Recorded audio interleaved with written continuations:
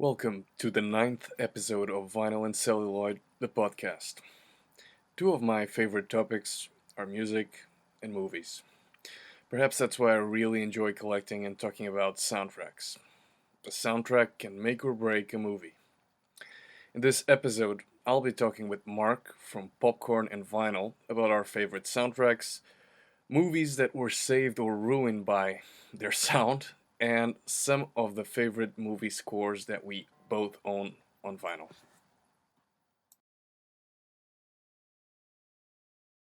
So, Mark, thank you so much for being my guest today. Another special episode, COVID edition. I stumbled on your Instagram account and I was like, wow, amazing! Such a great collection, soundtrack collection. Uh, the number of soundtracks I have pales in comparison. So when did you start collecting? How many soundtracks do you have? Give us the full scope, the details of your collection. Sure, and that's kind of first of all, thank you very much for having me. I've stumbled upon your page as well and saw some of the cool stuff you're doing. So that was an easy follow back, and thank you again for having me. Appreciate it. But in terms of my collecting, where that's a tough question to ask is when that exactly started. So just for Hmm. soundtracks in general, that probably started in about 1998.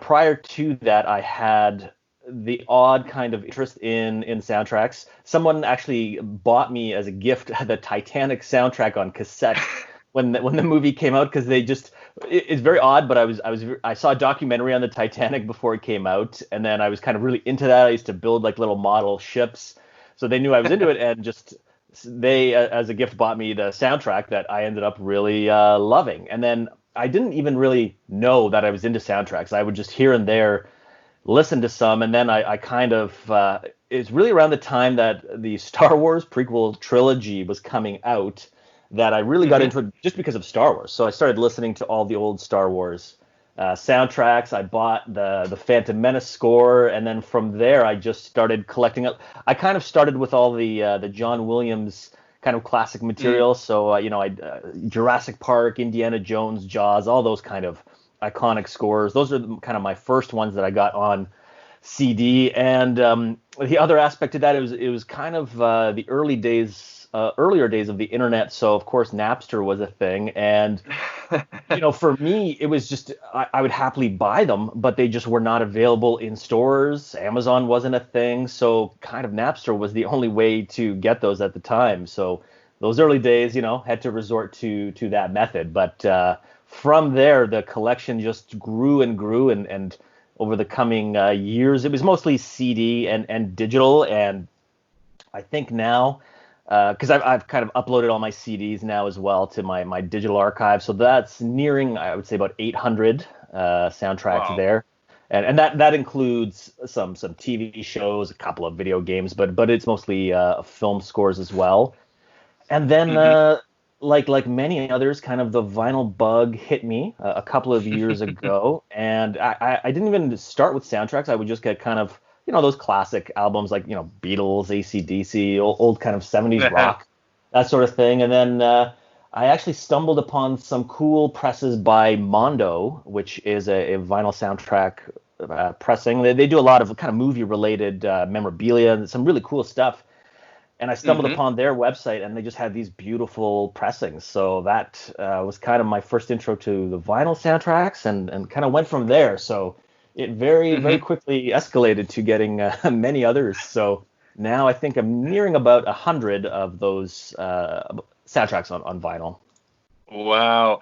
I mean, it's funny you mentioned 1998 because that's actually the year when I first got my first soundtrack. Again, CD, not Amazon was not a thing, and Yep. basically it was the Back to the Future soundtrack because I was around 8 when I watched the movie for the first time, and I Uh, really enjoyed it. So it was actually my second album, but the first soundtrack I bought, and the third one was John Williams' score to Jaws.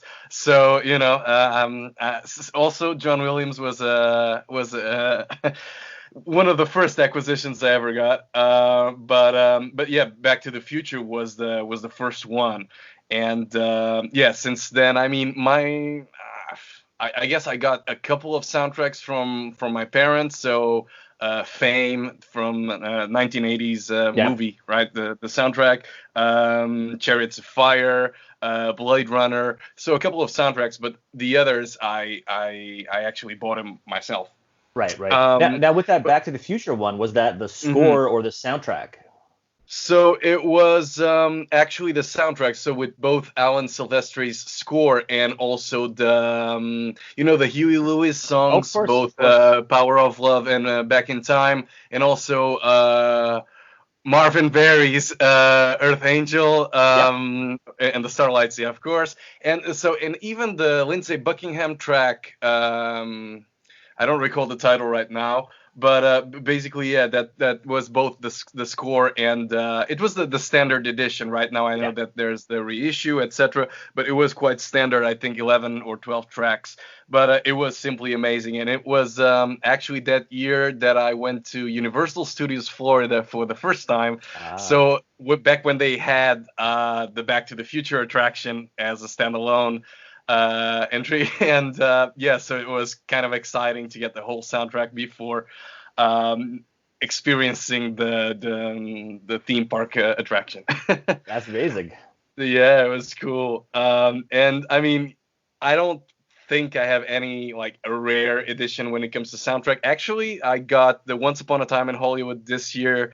I got the Orange limited edition, which I mean maybe consider will be considered rare in like Yep. 20 years time.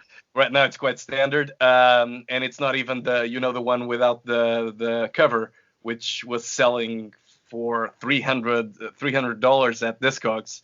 Wow. Maybe yeah, something that was released in May, like the full soundtrack, but only had like Quentin Tarantino's handwriting, and that's rare as opposed to the one that I know that I own, but I don't. I like the cover. But back to your 100 100 vinyl collection. In terms of the rarest one, like, is there one that you could say, yeah, that they don't make it, or that's like one once in a lifetime opportunity? Yeah, you know what? When I look at that, there's not a ton that are extremely rare. There's just some that are out of print. So when I look at my Discogs kind of collection, and they have kind of the values of what they're Hmm. worth, Yeah, a lot of them kind of hover around 100, I think US dollars. And yeah. for me, one of the rarest or probably most valuable one is the score to Rush by Hans Zimmer, and that is Ooh, by I think it's At the Movies, which is the I don't know if that's the label, but anyways, those are it's a numbered edition, so it is. I guess there is a finite amount of them, and there's some rarity to it. So hmm. that is probably the rarest one I have. Let's see, I'm number 259 here. Wow. Yeah, I mean, I recall actually it was one of my favorite movies back from 2013, and the score again, Hans Zimmer, you can't go wrong with him.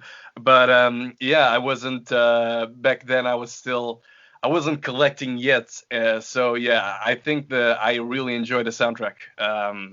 But yeah, it's good. I wasn't aware of the limited editions back then. I was quite ignorant when it came to vinyl. I thought you could get basically any record for $5 or less. Silly Yeah. me. I was similarly ignorant when I started. I was in a record store, and there was, I think, an early edition of Star Trek: The Motion Picture, Oh and yeah. it was used, and it was $14, and I'm like, oh no way, I'm not spending that much money. Which at the time that was crazy, but now I would happily pay that for almost any Y- record.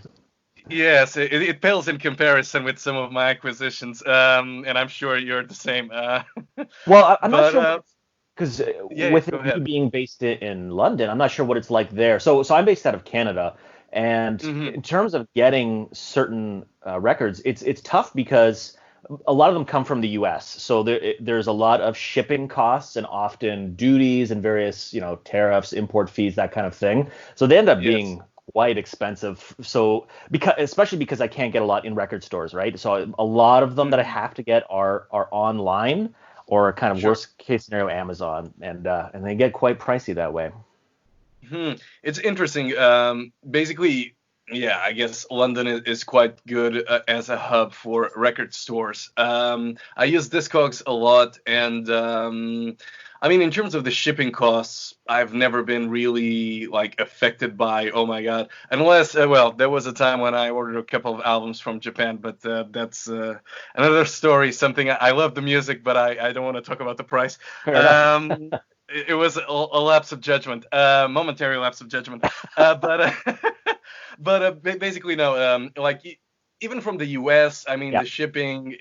I guess because of the currency yeah, or the FX rate offsets the shipping costs, and that's the beauty about also getting some records from Germany or even Scandinavia. Like mostly you can get them from within the UK, but even if you need to go to Scandinavia or Germany or the Netherlands, which are quite amazing markets for used right. records, like the shipping won't be something like, oh my, it's like 20 or 30% of the cost of the record. No.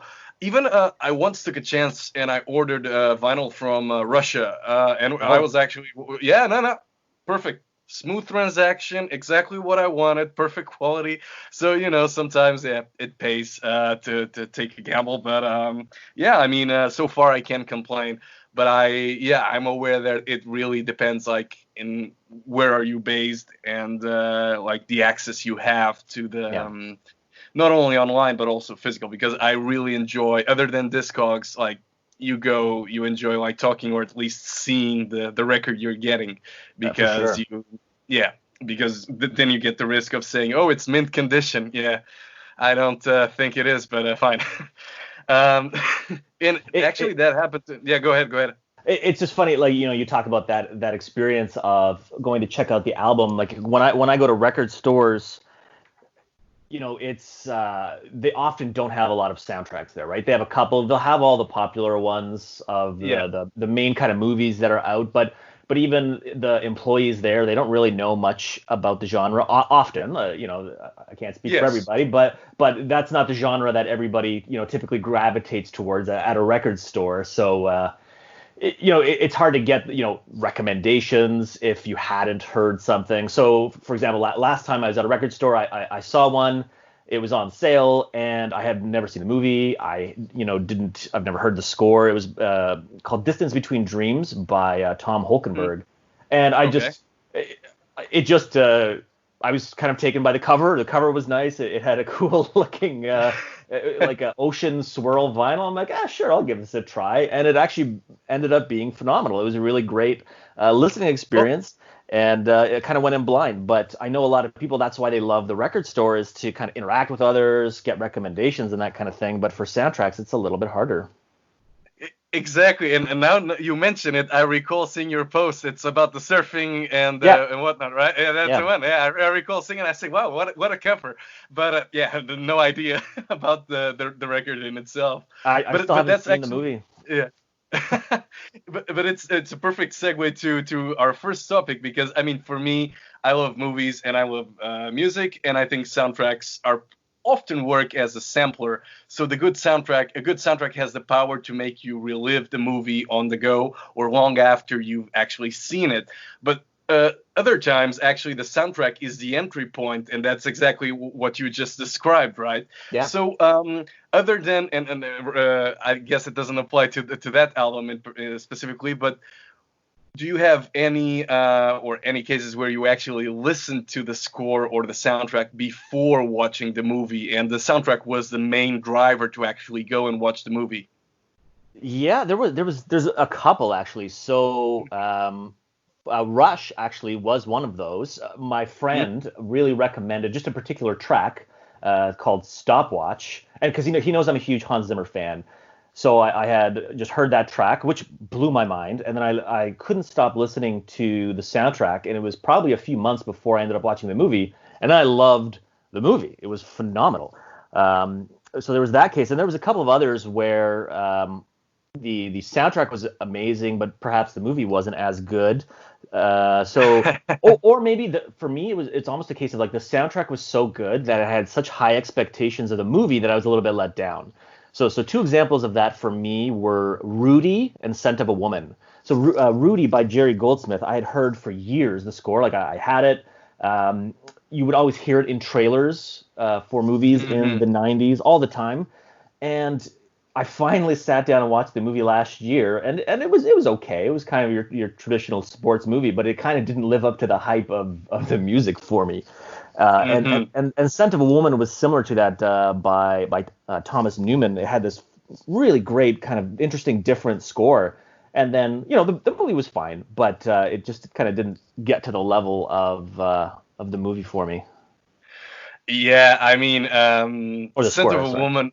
Yeah, no, no, I completely get it. I think Scent of a Woman is one of those movies. First of all, yeah, it's a remake, fine, but it's the whole thing. Even like it's the Lifetime Achievement Award for Al Pacino.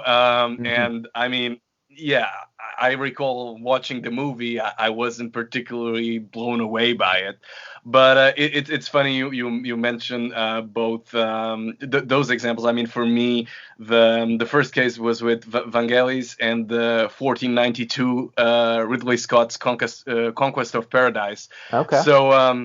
Basically, it's funny because being Portuguese, actually in Portugal, the one of the parties during the 90s used the Conquest of Paradise track as the promo for their campaign. And then later on, they switched to Hans Zimmer work in Gladiator. So I guess they Hmm. were movie buffs as well. But again, I think the soundtrack was really really powerful. But then again, the movie is a bit of it's visually appealing, but somewhat of a letdown. But I guess one of the well, the opposite case was with Streets of Fire, so the 1984 Walter Hill's film, with tracks like Nowhere Fast, Dan Hartman's I Can Dream About You, and even Tonight Is What It Means to Be Young. I recall listening to the soundtrack here and there, some Saturday Night Live sketches and stuff. And then actually I sat down and listened to the whole soundtrack, and then I watched the movie and I was like really blown away. So it was actually one of the rare cases where we have that entry point, regardless of how you feel towards the movie, but it was the entry point that drove you to actually watch it. Yeah. Cool. There's actually another one I have, which I just recently ordered from Discogs. So the film Oblivion. So the score by M83, and then a couple of other I think collaborators. But that score again, that one blew me away, and it's been constantly on my phone that I've been listening to. But because I haven't seen the movie yet, I try not to look at the names of the tracks because I worry that it will spoil the movie. Hmm. Because Hmm. it just seemed like the type of movie that would have some kind of like big, you know, ending that was sort of like a surprise ending or whatnot. So I tried to Yeah. always avoid the track titles because sometimes what's happened to me is if I listen to the soundtrack before I see the movie, sometimes the track titles spoil the actual movie. So I try to be Hmm. very careful of that. That happened to me very early on with the Phantom Menace, and spoiler Oh. alert, if you haven't seen that movie, one of the track names is Qui-Gon's Noble End, and I was like, oh man, that's gonna spoil the end of that movie for me. Well, I didn't. Yeah, good thing. I recall that track. For me, it wasn't a spoiler. I actually listened to the soundtrack years after I watched the movie. But Friday the 13th, Part Two, where they have "Cool Heads Prevail" or something that references like Alice's, which is spoiler alert. Part One, Soul Survivor, her head is stuck in a fridge, and that's actually the title of the track. And I was like, wow, a beautiful way to sell a record. Yep. But yeah, it's amazing. Actually, yeah, Friday the 13th. I was actually looking for the original one. The with the orange cover, and it's quite. I think it's rare, and it's out of print. But I've been looking for it because it's actually quite a cool work and quite a cool reissue. Yeah, and, Um, and I'm yeah, really yeah. amazed. I'm really amazed at particularly the horror genre and how many followers there are of that. So as like a movie fan, I'm not a big horror movie buff, but Hmm. I love the music. I really appreciate what it does, and I've been very surprised to learn how many people are just really into that genre of soundtrack specifically. It's amazing. Yeah, absolutely. I think I mean, talking with several fans, and I personally enjoy slashers and Italian horror. But I mean, when you see the caliber, and we'll get there in a bit. Actually, some examples. But for example, Dario Argento's work usually and often collaborated with Goblin, this Italian prog rock band, and it's simply amazing, even with Deep Red or Suspiria. So I mean, yeah, very often the soundtrack is actually the highlight. And Yeah. again, one of the soundtracks that I own, and I recall when I got it, my parents were a bit, okay, should we have a conversation with you? Should we sit down and talk? Because I don't particularly well. I watched it once, the movie Cannibal Holocaust, but yeah. It's not something I own on DVD, but again, the soundtrack, it's so different because it's that contrast between the grim and like the in-your-face horror of the movie versus the a placid, very simple, actually mellow tone that, I mean, I don't know, the soundtrack has some appeal, and it's very, very good. If you never or if you haven't listened to it, I mean, you can skip the movie. But the soundtrack is something I definitely recommend because it has nothing to do with the movie, and I think that's why I enjoy it so much. Oh, we'll have to take a listen. I have not heard that one yet. Yeah, I mean, Riz Ortolani worked with several directors across multiple genres, but he actually, that's how I got to know him, was through the soundtrack for Cannibal Holocaust. Very cool. uh, yeah. So we now went and talked about tons of different soundtracks. Is it possible, or can you actually pick your favorite all-time soundtrack? I probably can't pick one. I can narrow it down to a couple, and Fair a lot enough. of these are probably up there with even favorite movie. They kind of go hand in hand. But number one, probably Jurassic Park. To me, that Okay. one, just that theme was unbelievable. The music throughout the film like really just set the tone for the film. It was kind of John Williams at his finest for me, and it holds a special place in my heart. So that one for sure. I also really love The Rock, which was for an action film by Hans Zimmer, Nick Lenny Smith, and Harry Gregson Williams. So that one I just really enjoy for it's just fun to listen to. It has awesome action cues, and I could just listen to that at any time. And the other was probably Gladiator. Gladiator is one of those that I could Hmm. listen to any time. It's so varied throughout the film. It's got the beautiful accompaniment by Lisa Gerrard or Gerard. I'm not sure how that's pronounced, but just phenomenal score. So those are in probably my top three. How about yourself? Well, before I get there, actually, in terms of action movies, the soundtrack to 1994 Speed has a very Oh, special place. yep. I actually own the single by Billy Idol, Speed. But beyond that, I really love the soundtrack and the score. But for me, it's very difficult, but actually to narrow it down to one choice, and it was Once Upon a Time in America by Ennio Morricone. Mm, So first of all, he is the biggest inspiration for Hans Zimmer. that's So right. Yeah. that's Yeah. that's saying a lot, right? And I mean, during the 80s, I think John Williams for me is number one in terms of consistency throughout the decades, right? But Ennio Morricone, especially during the 80s, The Mission, Nuovo Cinema Paradiso, and the Untouchables, I mean, the guy was unstoppable. And Once Upon a Time in America is, in my opinion, his best work. I mean, Deborah's theme with the wordless soprano part, Childhood Memories with the pan flute that's been very often used in even ads and commercials. And Hmm. there's a certain minimalism that I think it's just completes what I also think it's Sergio Leone's best movie, and even the final sequences, everything. I'm not gonna spoil it for you in case you're gonna see it, but it's quite. Even the soundtrack is just simply impressive. And a fun fact: it was not eligible for best original score. At the 1984 Oscars because Ennio Morricone's name wasn't included in the opening credits. Oh Um, wow. yeah, so he was nominated for the BAFTA, for the Golden Globe, everything else, Hmm. but not the Oscar because of that. And I think it's well, rules are rules, but still, it's one of his best score in my opinion. Yeah, absolutely. And his work, like you said, is so varied. The change in style, and actually just how he kind of invents new sounds. It's really Yeah. amazing.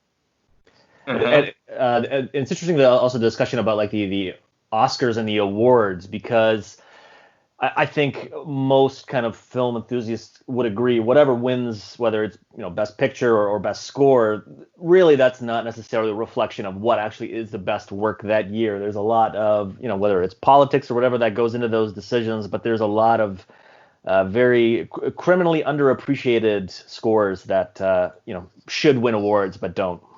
Of course, of course. I completely agree, and I think we will go into that subject in just a few seconds.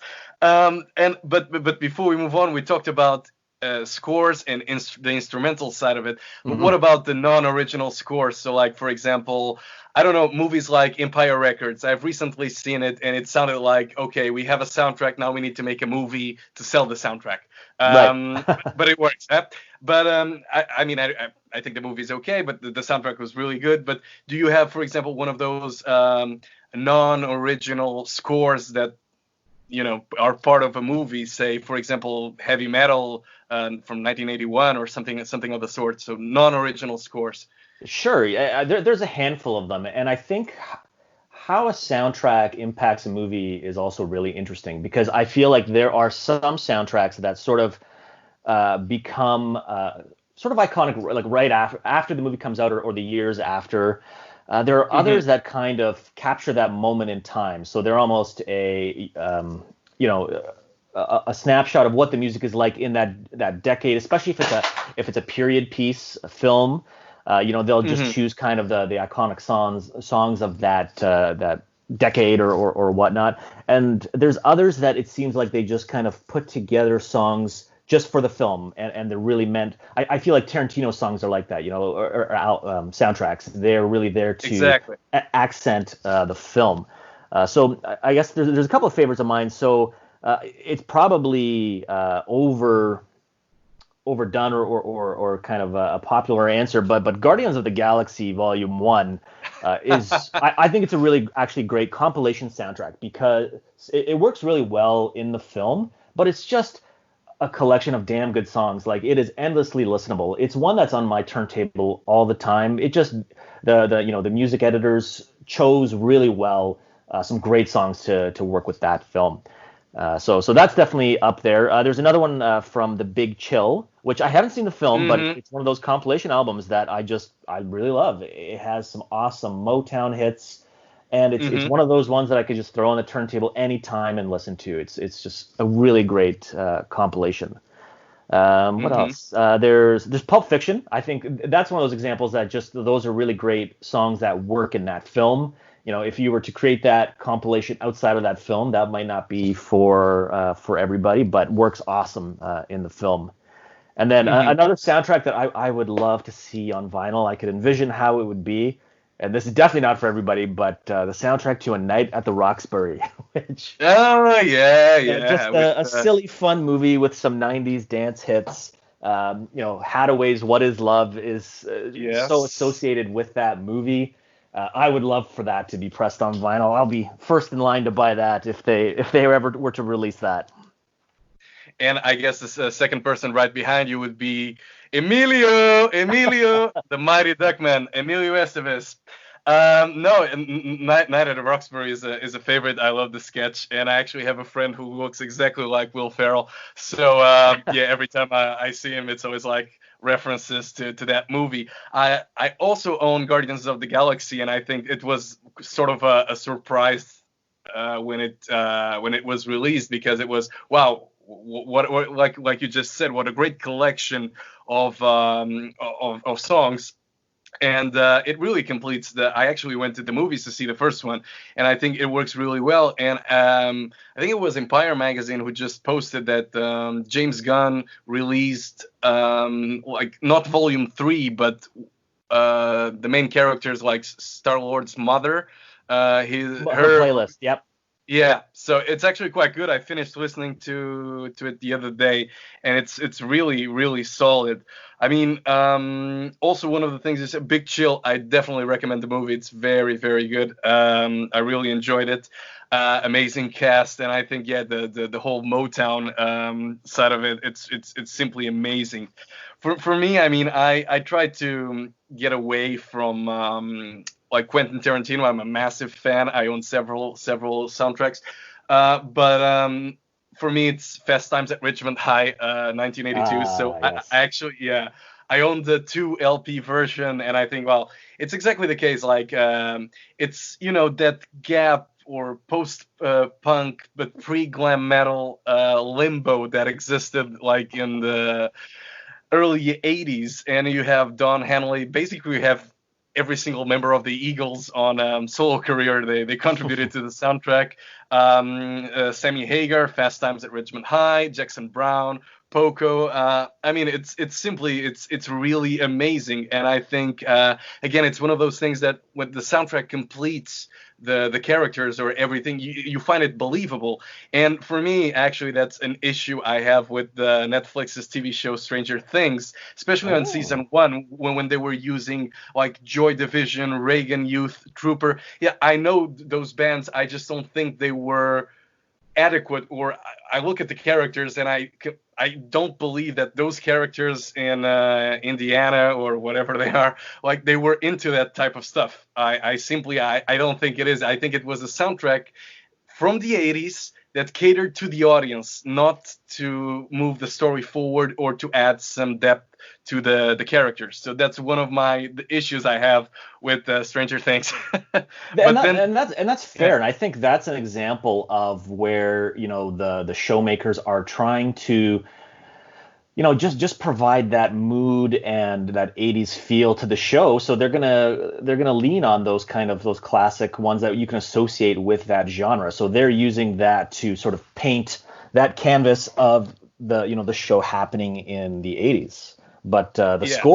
score of that show is phenomenal, and I don't know if you The, would agree with that or not. But that sort of synth wave vibe that it's Kyle Dixon and I forget the other gentleman's name, but I think it's a phenomenal score to a television show.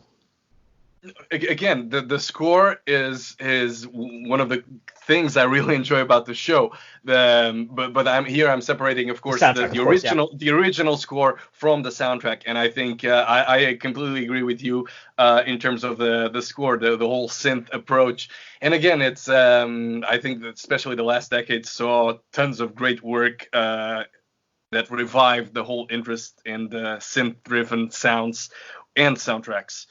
Yeah. Um, I mhm. think when it comes to the soundtracks, though, there's also a piece that like we don't really see, which is the business side, where studios have to make money with record labels. They have to put out product that will be appealing to the masses. So I think in that case they do insert some of these tracks to whether it's to sell some albums or get some people into the show that might otherwise not be interested in. But I think there's other motivations sometimes before the exact fit to certain characters or moments.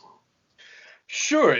Again, yeah, it is a business, and again, it's always a trade-off between the licensing costs associated. I recall reading back, what, 8 years ago, 2012, when Madman's production actually chipped in, I don't know, 200,000 for a Beatles, for the rights to use Hmm. a song by the Beatles that's on the screen for a couple of seconds or even a minute. So yeah, but Madman, it's a great example of a TV show that uses like period songs, Yeah. but it does it in an amazing way. I mean, you name a major band from the 60s, maybe the only band from the 60s that I think they missed were the Who. But Hmm. okay, they got the Rolling Stones, you got Roy Orbison, the Beatles, Sinatra. I mean, it's so diverse and complete that I really enjoyed. Actually, when it comes to soundtracks, I do own the Madman soundtrack on vinyl, and it's again, I think one of the score was good, but again, as opposed to Stranger Things, this is a case where actually the songs they use are superior Right. to the score. Yeah, so I think you pretty much made it obvious that one of your favorite actually not obvious because right now I'm guessing which one is your favorite composer. Is it Hans Zimmer or John Williams or none of the above? Uh, No, I think you're right. It's definitely one of those two, and it might depend on mood. I think John Williams has some, like you said, also is sort of very consistent, particularly in mhm. the 80s and early 90s. So like all his work I love, but I would say, if I had to choose one, I would probably go Hans Zimmer. I think his body of work is just a little bit more varied. There's a lot of different styles kind of that he changes throughout the decades. Really, I'm sure many people would argue that he's just kind of the same thing over and over again, but I think they might be missing a lot of nuance. And at the end of the day, I think they just work really well in the films and as a listening experience separately. Most of his soundtracks I could just put on and listen to, where for some composers, the music is incredible, but I don't really feel like listening to it. Like for example, Schindler's List, an absolutely beautiful Mm. score, but it's just frankly too depressing to sit down and listen to for me. Yes, yes. I mean, I completely agree with you, and I think we share the same view regarding Hans Zimmer. I mean, when you look at his body of work, when he with what The Lion King and then Dunkirk, which is Hmm. brilliant. I mean, what a soundtrack. Again, it's you cannot.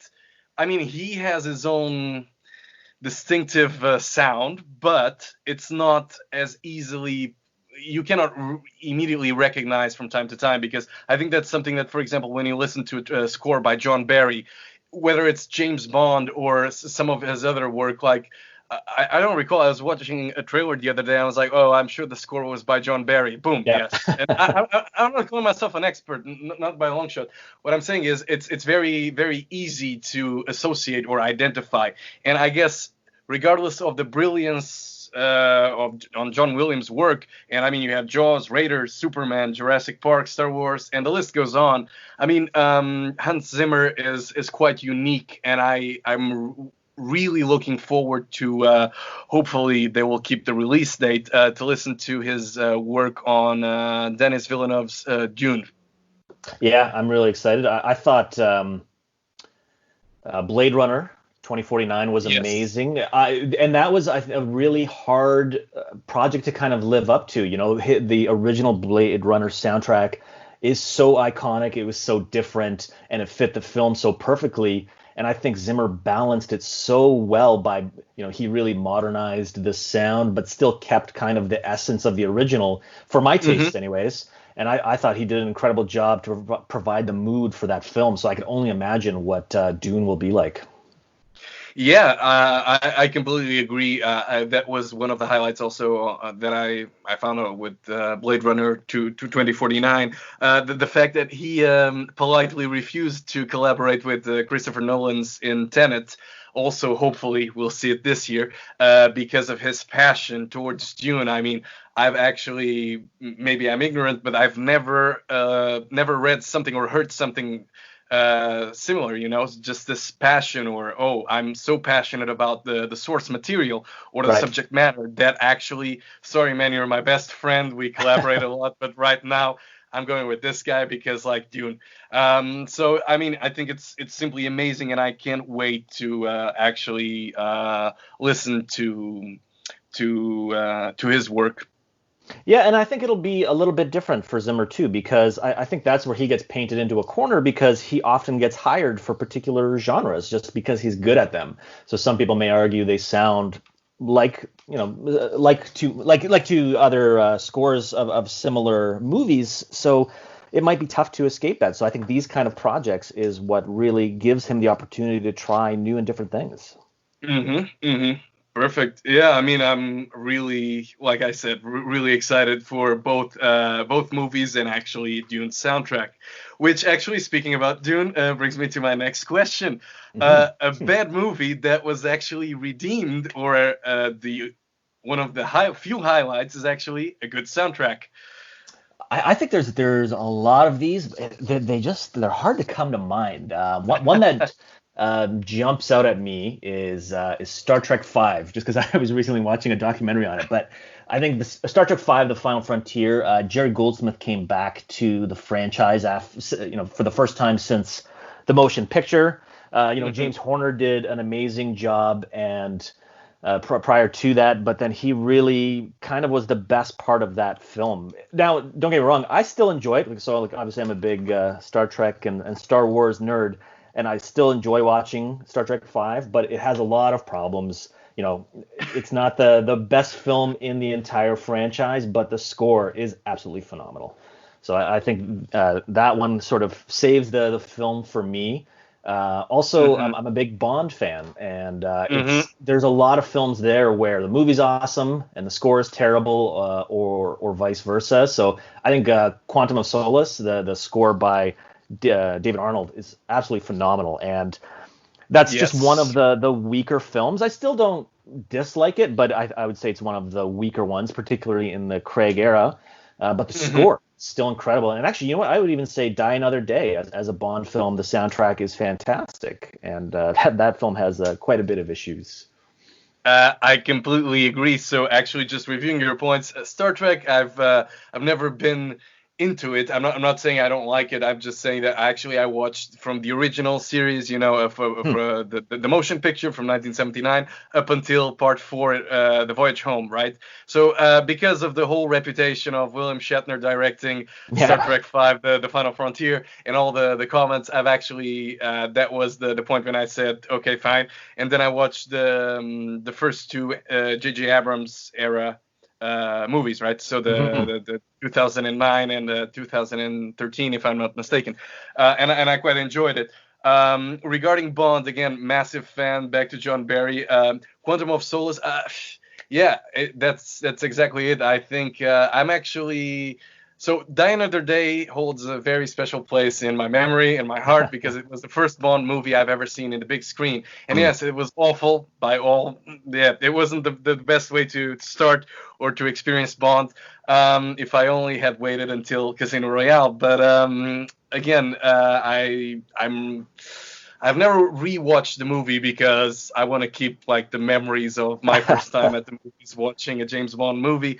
Quantum of Solace, I think overall, I'm really expecting something from No Time to Die because even Skyfall didn't do it for me, and Spectre, same. No, I mean, the Craig era, is very similar to the Brosnan era to me. So great start, GoldenEye, Casino Royale, and then okay, you watch it because you're a fan. And I know people really enjoyed Skyfall. I don't know, the movie for me was just, I don't know, I didn't quite get into it. But the soundtracks are always I think a saving point for Bond movies. I think so. And for it's interesting for Skyfall, I was very concerned because I was very mad when they chose not to go with David Arnold, because to me he is basically the John Barry of the new era of Bond. He is the one that should be scoring all the Bond movies in my opinion. So when he wasn't chosen, I was very angry, and I thought I love Thomas Newman, one of my favorite composers, but I'm like, how's he going to score a Bond movie? It's just not his style. But I was actually very impressed. I love it. It's one of my favorites, I would say, to this day. I think he handled the material really well. I think he was able to really take that kind of structure and the sort of recipe of what makes a Bond score great, and then add his own little elements to it. And I think he was a little bit more restrained on Skyfall, and then for Spectre, it went even a little bit more Thomas Newman-y in a couple of areas, but I really enjoyed it. hmm I completely agree. Although I think with my picks they will be slightly more obscure. I mean, Star Trek Five, I think they're at the same level, but for me, a great example of a bad movie that was actually butchered by the studio, but a bad movie redeemed by a good soundtrack was Michael Mann's second movie, 1983's The Keep.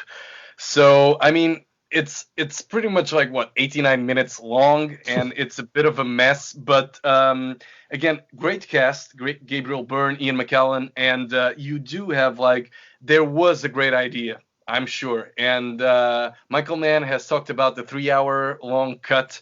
And I'm like, yeah, how can you like you eliminate 50% of the movie and you release it? Like, obviously, there will be inconsistencies, but one of the highlights is actually the soundtrack by Tangerine Dream. And Michael Mann had worked with them before in his first movie, Thief, from 1981.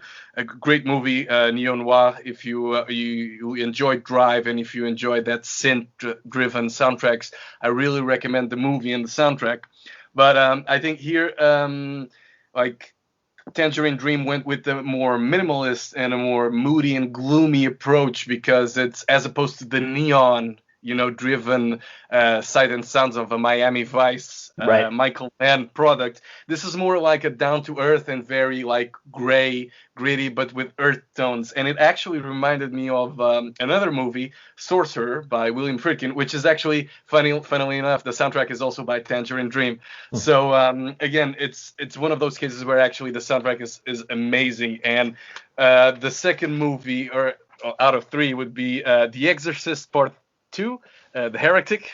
Again, Ennio Morricone. I mean, it's a tad I mean, zany the soundtrack, but esoteric, if you will. But I think the if you pick up on the whole like it's also synth driven, and you have tracks like Reagan's Theme and Magic and Ecstasy, and wow, it simply works. And it's again that movie.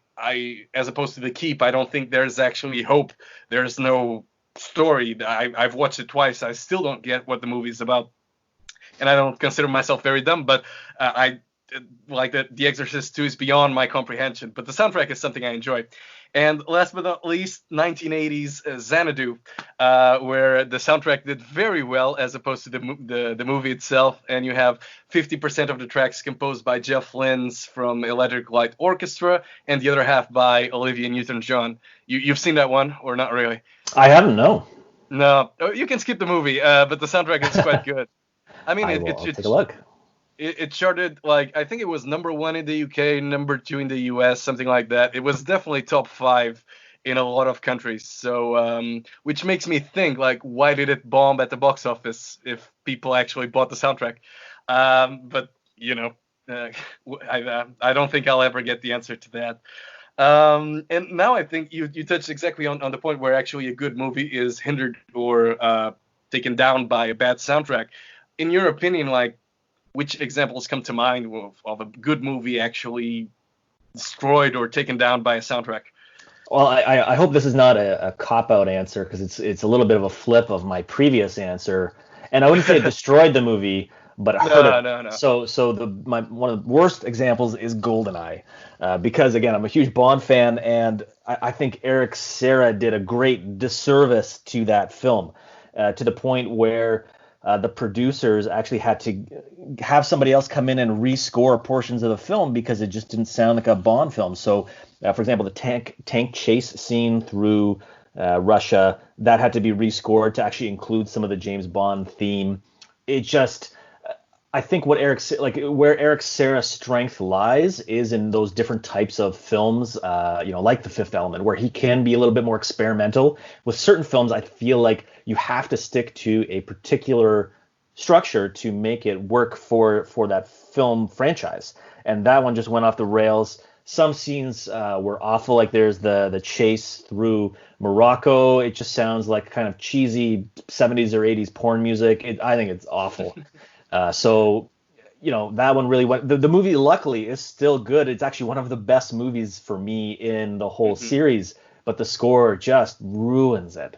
So that would be one of them for me. The other, actually, going back to Star Trek, is Star Trek 4, The Voyage Home. I think that's one of the strongest films in the whole series, but the score by Leonard Rosenman, it just didn't hit the nail on the head. It's sort of it was almost like a classic 80s adventure type score, but it just didn't fit with Star Trek. And I know the movie was going in a different direction than the other films, but I think it was the weakest one in the whole series. And luckily it didn't ruin the film, but it was not good compared to how great the film was. No, no, I completely get what you're saying. I mean, I recall reading about part 4 that at one point Eddie Murphy, because he was under contract with Paramount, was actually briefly associated with the project. Oh, wow. Because he is a massive. He is a Star Trek fan. So actually, he was actually willing to be part of it and wanted to be part of it. It's interesting you mentioned about, because I was talking with a friend of mine the other day about GoldenEye. And we were a bit puzzled because I actually thought it was David Arnold, like the David Arnold era started with GoldenEye, but apparently it didn't. And I recall, when they're back in the Soviet Union in the opening credits, it was a very industrial theme. I mean, it felt like the Terminator, right? Something yes, like did. that, right? Yeah. Yeah, so now that you mentioned it, I was thinking about, I was listening to what you were saying, but I was like, yeah, he does have a point because it doesn't work at all. But I guess because it's such a good movie that you kind of like oversee or you downplay the impact. But you do have a point. I think also, speaking of Bond, Bill Conti's effort in For Your Eyes Only, how do you rank that? I do not like it. So You do not. Okay. I don't like a lot of the Bond scores that aren't John Barry from the previous era. There's a couple that are okay, like Michael Kamen's is okay for License to Kill. I think The Spy Who Loved Me is atrocious, and that might actually even be worse because that's one of my favorite Bond films from the Roger Moore era. But the score was laughable in some areas. It was just utilizing cheesy 80s synths, and I just think it was terrible. And Bill Conti, and I might get some flack for this, but I'm not really a fan of his sound in general. Like even the Rocky scores, I appreciate what he's done in them, and like it has an iconic theme, but in general, I don't really like his general sound. Same. I mean, other than Rocky and a couple of tracks he composed for television, I'm not a fan. I mean, when you look at and there's a reason why Jerry Goldsmith beat him at the Oscars. I know we already talked about the Oscars not being the sign of what's actually good or best, but when you compare that year and you have like Jerry Goldsmith's work in The Omen, I mean.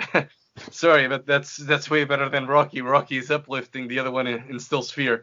So I think it's very effective. And I was just thinking about the different composers that actually tackled James Bond and Bill Conti's. Yeah, I was thinking like what were your feelings towards his work in For Your Eyes Only? And yeah. For me, I mean, actually, it's funny. We were talking about the Oscars because it was actually Giorgio Moroder's work in 1978's Midnight Express. Won the Oscar for Best Score, beat John Williams for Superman. And, I mean, it's a good movie, but I just don't think that synth-driven music and Turkish prison escape combined, right? Maybe that's just me, but I really think it's intrusive, and I personally don't really enjoy it. And I think it's the same thing you feel about GoldenEye and David Serra's work in Eric Serra's work in GoldenEye, right? It's just why, right? It doesn't combine. And when you talk about the non-scores, it's actually Nightmare on Elm Street Part 4. And again, I'm a massive horror fan of the franchise. And it was still going strong in 88 when Part 4 was released. But it's so like it's the Miami Vice of slashers. It's a made-for-MTV soundtrack with... Okay, Billy Idol, I get it, but Vigil, this goth rock band that I've never heard of, and a dreadful power ballad by Go West, and then you have a rap track to end it all, right? Are You Ready for Freddy by the Fat Boys? And I was just like, why? Why is this happening? And apparently, because the movie did so well, the producers decided to double down, and they went full metal with Iron Maiden and hip hop with Kool Moe Dee and Dr. Ice for Part 5, which is the worst movie of the franchise. So again, it's just something that why. That's one question that I'll never get the answer to, and well, that's it. I'd rather not, or actually mute the tracks when the movie's on. But anyways, let's talk about like more positive and Okay, let's sure. aspects. Yes, favorite original song, and I know we have the same answer here. We do, and I think it's such a great song on its own. It works so well in the film, and I would say "Power of Love" from Back to the Future by Huey Lewis. I think it just takes you back to a particular feel, time. Like you hear that song, you instantly think of the movie, and I can't talk highly enough about it. Like to me, it was such a great song that I used it in my wedding as my wife and I were walking down the aisle and into our DeLorean that we drove into for our wedding. So it's to me, it's a very powerful song, and it always is fun to listen to. Oh, absolutely. I mean, that's my number one choice with Chris Hayes' killer solo, and actually the fact when you get the "Can You Feel It" when Marty arrives to Hill Valley's high school to meet his girlfriend Jennifer. I mean, it's simply amazing. And I think that from that movie also the whole cover from of actually the Penguins' Earth Angel with Alan Silvestri's Crescendo when Marty is actually like his parents get back together and he comes back alive. I mean, that scene is like whoa. I recall seeing it for the first time. I was like, "Woof! What the hell? Feelings? What is this?" And it's amazing. And that's a very good soundtrack and a very good song.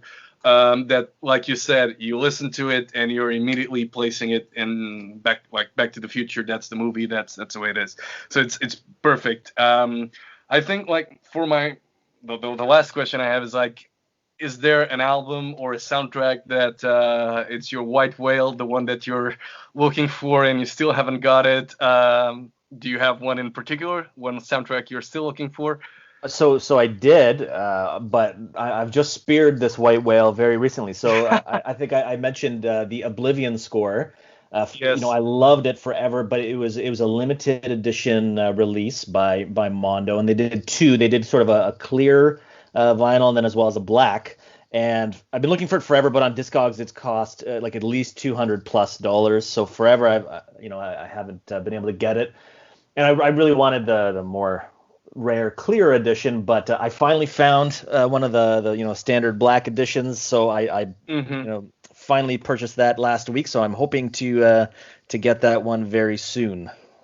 Well, on my side, it's actually I don't know. It's just because it is expensive, not very expensive, but it's one of those that like when I look at the albums I want to buy, it's like way down here. It's the soundtrack from Drive, 2011's yes. Drive.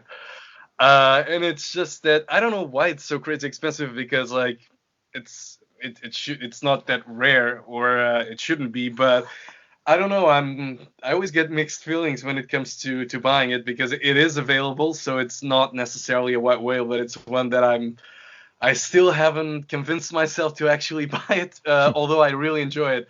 But I don't know. Maybe eventually I'll cave in and get it.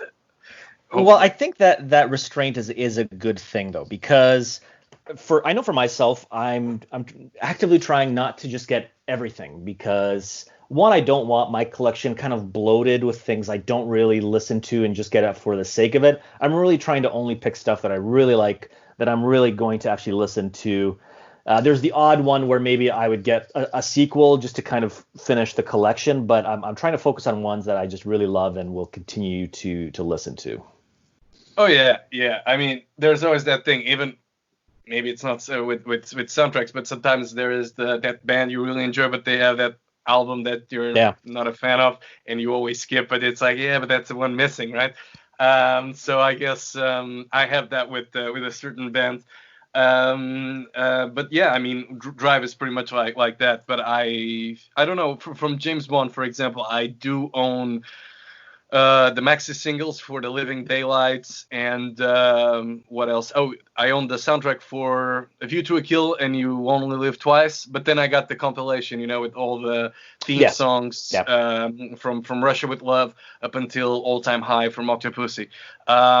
So yeah, I mean, I haven't collected individually, but mainly it's the John Barry soundtracks actually that I have Yeah. and that I really enjoy. You know what? I'm actually surprised they haven't finished releasing all of them because none of the David Arnold ones are on vinyl, and I'm surprised that they haven't released those yet, considering kind of the thirst for soundtracks these days. Yeah, I mean, well, some of them you just you can't help but wonder, like, when and if are we ever gonna see them? But yeah, I mean, I think there is hope. We're getting close to what, the 60th anniversary of the Okay. franchise Yeah. Yeah. in 2022, so maybe that's I don't know, the right time to release all the soundtracks again, like remastered versions. I don't know. Maybe that will be a hint. But well, we can start a petition.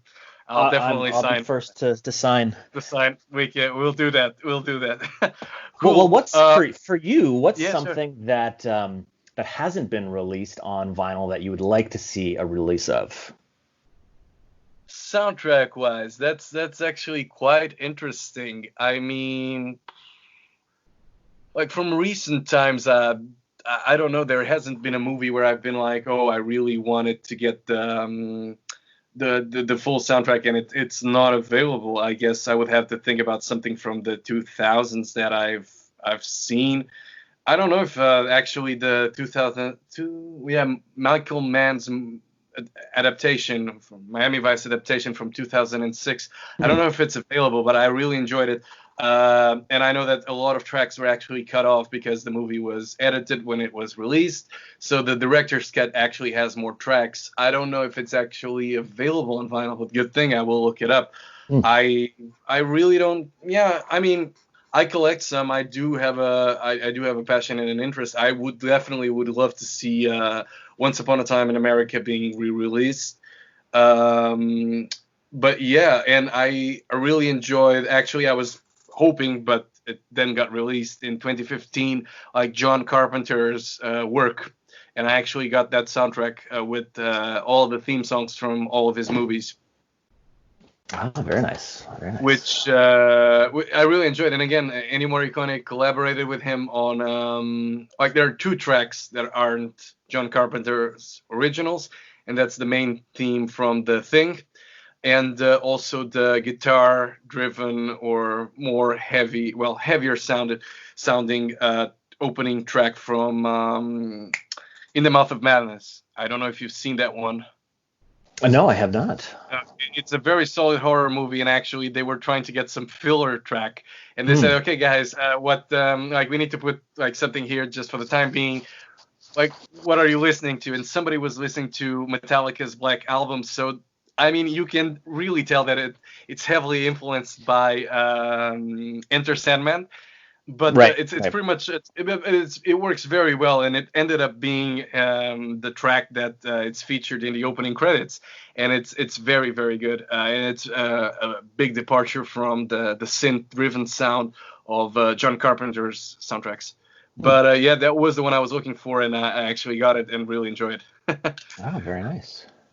And what would you say like why are you drawn to soundtracks? Because I'm always interested to know how people get into it, but like why this type of music over all others? I know you listen to others as well, but like what kind of Yeah. draws your interest to this area? So that's a very good question. For me, it's like the effect that I can listen to the soundtrack, and because I love the movies, or because I love the movie where the soundtrack is coming from, immediately I can relate or relive some of the scenes of a specific movie. Not all of them, but most of them. And that's what really attracted me into soundtracks. For example, John Williams' work in Jaws. I still recall getting the CD and like, Hmm. wow, and really being able to relive it because there was. So I rented the movie in VHS. Yes, that old.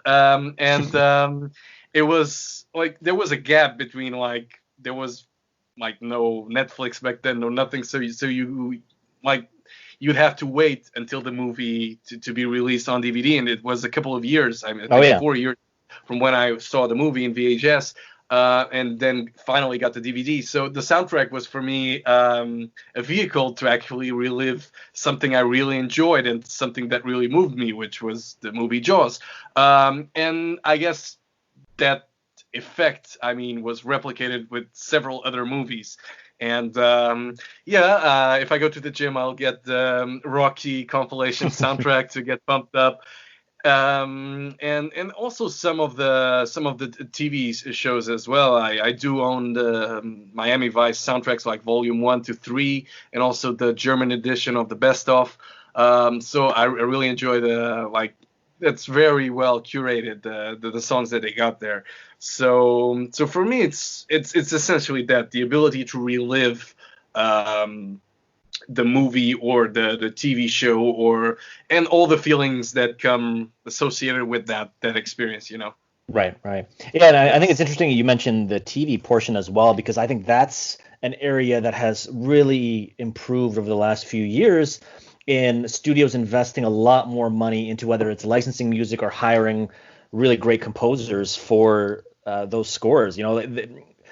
I find the TV series now, it's kind of the best of the TV era right now that we're living in, just with the Hmm. production value, the quality that we're getting. We're getting amazing soundtracks just based out of some TV shows, where in the past it was just sort of basic filler music, but now they're having people, compose or getting these great soundtracks licensed for these shows. I completely agree with you there. I was actually thinking of one of the soundtracks that I got like 3 years ago. Maybe it was actually the Twin Peaks soundtrack for the original show. And right now you're actually seeing more of an effort, because there's money in it, and Yeah. they're really putting an effort. What is still surprising is the fact that some older properties are actually seeing the soundtracks being replaced. And I'm thinking about, for example, I think it's a show that was iconic in the States. It's not iconic elsewhere, but for me, it's a show that I enjoy because of the soundtrack. And the DVD simply don't have the original soundtrack, and that was the 1978 show WKRP in Cincinnati. So you have all of the amazing bands, rock bands, prog rock bands, pop, new wave, and then it's like watered down or instrumental fillers, you know. Right. And the same thing with another great show, because Universal really spent tons of money to license all the songs for Miami Vice, the TV show, but they didn't do it for the other Michael Mann show, Crime Story, which is set in the pre-Beatles, pre-Kennedy assassination 1960s. So you have a lot of Johnny Mathis and Sinatra and Frankie Valli and the Four Seasons. And I mean, it's all like you have one or two tracks here and there, but that's pretty much it. And I simply cannot believe that a guy like Michael Mann and the same production team behind Miami Vice wouldn't be as careful in selecting songs as they were for Miami Vice into the new show Crime Story. So it's really a shame, but I mean, focusing on the positives, the new shows are getting more exposure, and there's not the restriction of actually spending money in licensing the songs. It's no longer there because there's money to be made. Exactly. Yeah. Yeah. Cool. I think from my end, that's pretty much it. I mean, I made tons of notes, and I probably spend the rest of the day listening to the soundtracks you recommended. I'll definitely have to look into the Star Trek ones, which are a gap on my CV. They're very good. I would say, I totally understand if that genre is not people's favorites, but the Hmm. scores are incredible. Even some of the movies that aren't as strong, like Insurrection, they have really great scores. So I would definitely recommend checking those out. That'll be that. Mark, Well, thank you do, so much for being my guest. And hopefully we can follow up with when you buy more soundtracks and I buy more soundtracks, we get a sequel, sounds great. Thank you so much for having me. I could talk all day about this stuff, so it was No great chatting with worries. you. It's great. Thank you so much, man. All right, take care. Cheers. Take care.